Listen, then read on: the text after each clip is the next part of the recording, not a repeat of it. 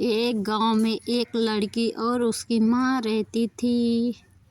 वह दोनों खेती करती थी और खेती कर कर ही अपना पेट पालती थी। वह सब्जियां लगाती और सब्जियों का व्यापार करती थी।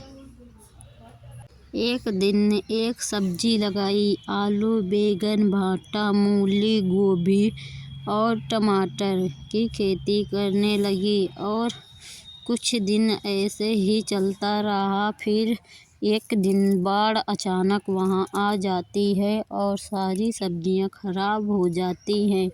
फिर उन दोनों के पास कोई काम नहीं होता है।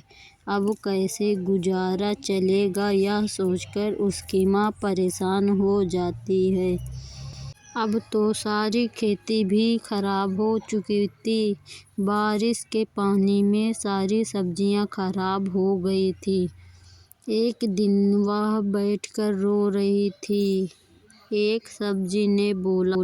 गोभी ने फिर बोला, मुझे लगाओ, मैं जितना काटोगी उतना ही और ज़्यादा मैं होंगी। तो उस लड़की ने उस गोभी को लगाया और रोज़ उसे पानी देने लगी।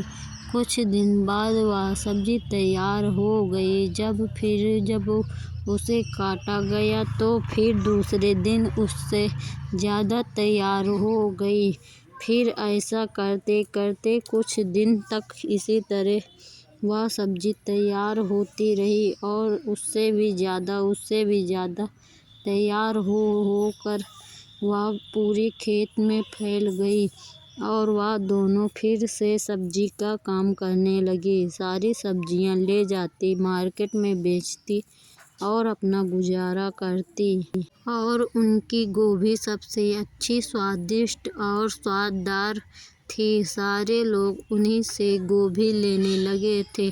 अब उनकी सब्जी की मार्केट में काफ़ी डिमांड थी और वह कुछ दिन बाद ही बड़े आदमी बन गए और वह गोभी के पेड़ को भी अपने साथ रखा, गोभी का ही बिजनेस करने लगे। अब वह बड़े व्यापारी बन चुके थे और ऐसे ही वह अपना गुजारा करने लगे। तो मिलते हैं फिर एक नई कहानी में।